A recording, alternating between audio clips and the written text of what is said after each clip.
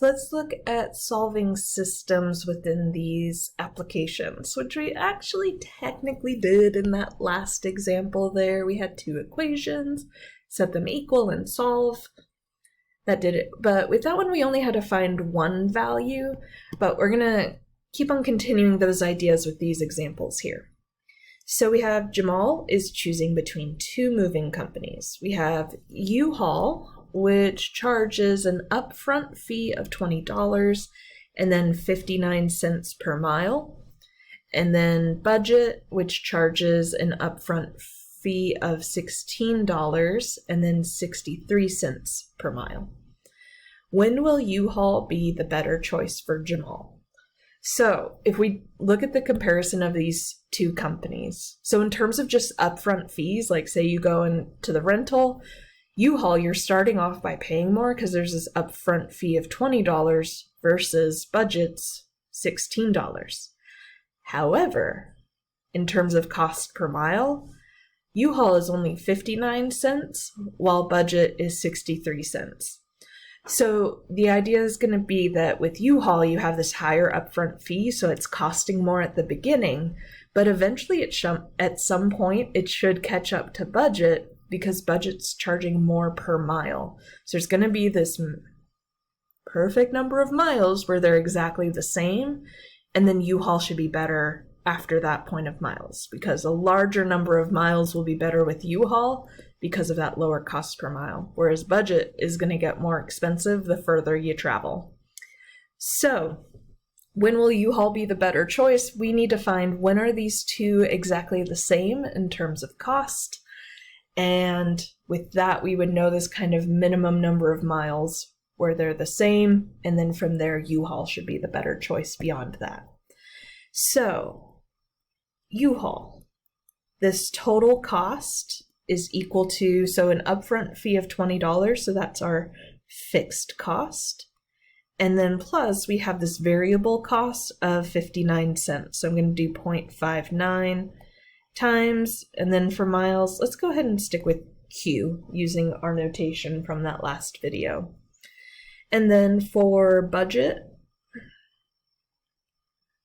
the total cost is coming from a fixed cost of the $16 plus 0.63 for those 63 cents per mile. All right, we want to see where these two are equal to each other. So we're going to take 20 plus 0.59Q is equal to 16 plus 0.63Q, and let's solve. So I'm going to subtract 0.59Q from both sides.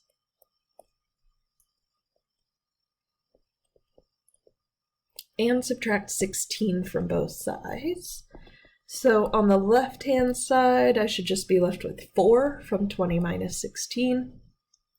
And on the right-hand side, 0.63 minus 0.59, which should be a 0.04. I'm going to divide both sides by 0.04. So x is going to be equal to 100. Ooh, I changed x. That should be q. So this is the number of miles when they're equal to each other. So after that point, U-Haul's going to be the better choice. So U-Haul is the better choice after 100 miles.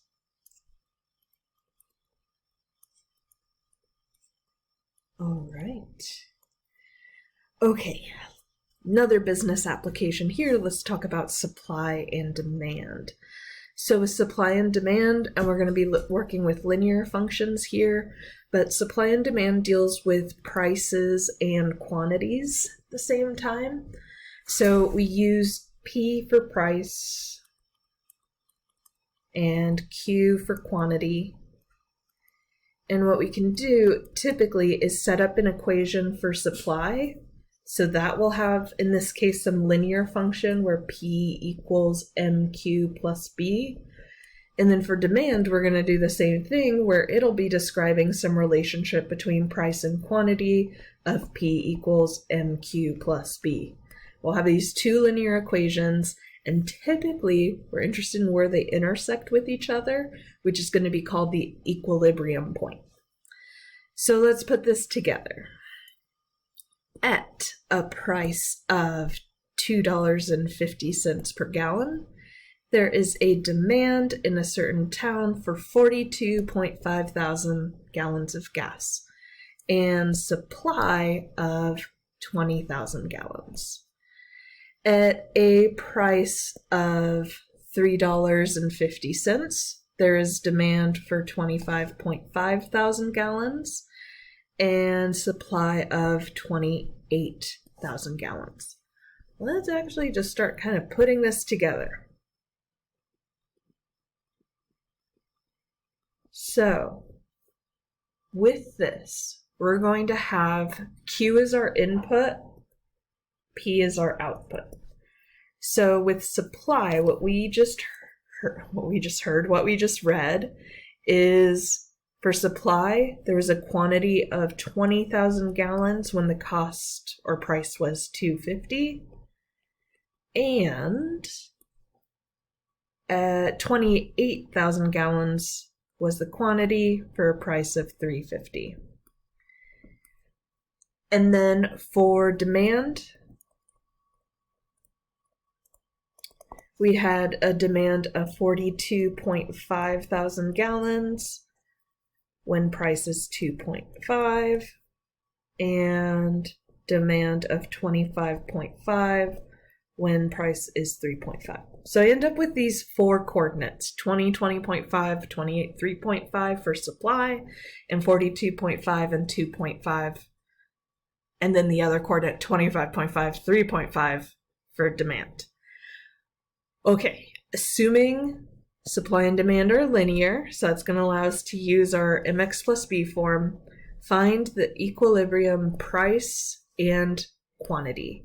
So equilibrium is going to be where supply equals demand. And we want to find a value for P and Q. So, all right, stretch a little bit.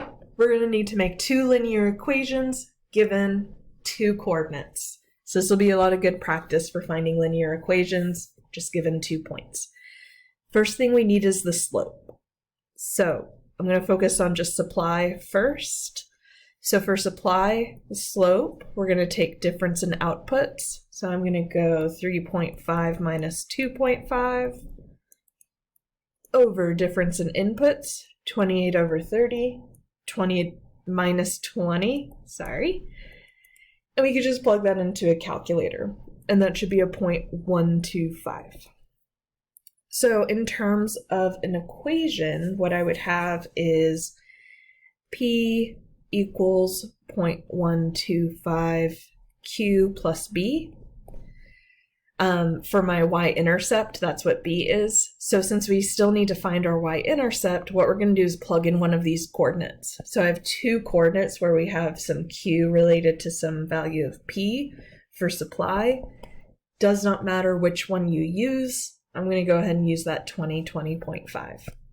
So the price is 2.5 equals 0.125 times Q, which we're letting be 20, plus B. And solving for B, we should get 0.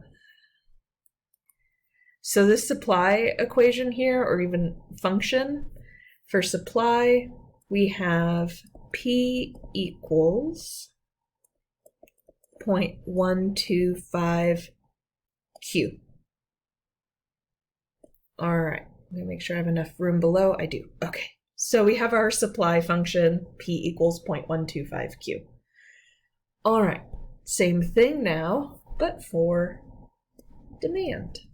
So start with the slope. M equals difference in output, 3.5 minus 2.5, over difference in input, 25.5 minus 42.5. So we have a slope of negative 0.0588. All right, so P is equal to negative 0.0588 times Q plus some y-intercept.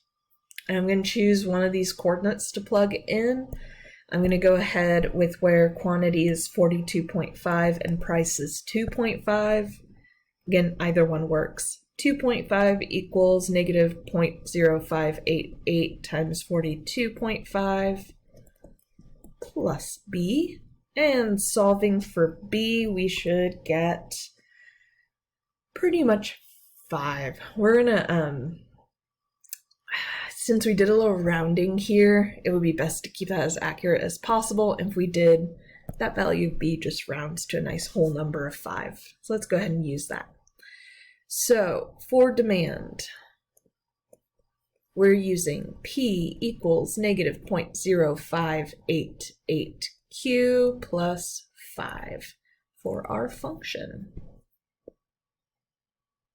All right, so we did all that work to find our supply function and our demand function, but we haven't actually answered the question yet. We want to find the equilibrium price and quantity, and to do that, we need to set these two equal to each other.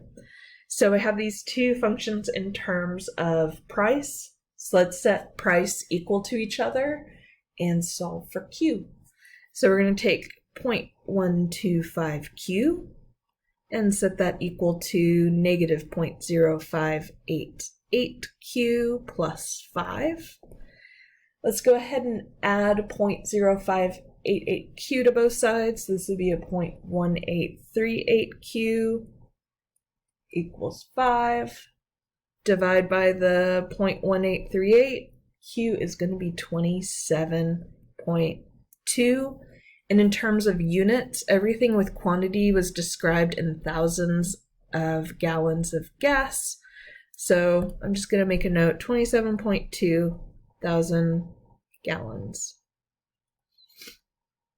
Now to find price, what we can do is take that value for Q and either apply it into the supply function or the demand function. Doesn't matter which one. I'm going to go ahead with the supply function, so 0.125 times that 27.2 we just found. So price is going to be 3.4, and with that, price was given in dollars per gallon. So this is dollars per gallon. Okay, so this is our equilibrium price and quantity. So what I'm going to say is there is equilibrium when, let's see, there's equilibrium at $3.40 per gallon for 27.2 thousand gallons of gas. So if they work with that price and that quantity, they're going to have a balance between supply and demand for gas. That was a big one, but I like doing this in the lecture and kind of together because this is kind of the extreme of the process of you might have to find the function for supply and then find the function for demand. And once you have those two, then you can calculate what the equilibrium price and quantity are by setting the two equations equal to each other and solving that system.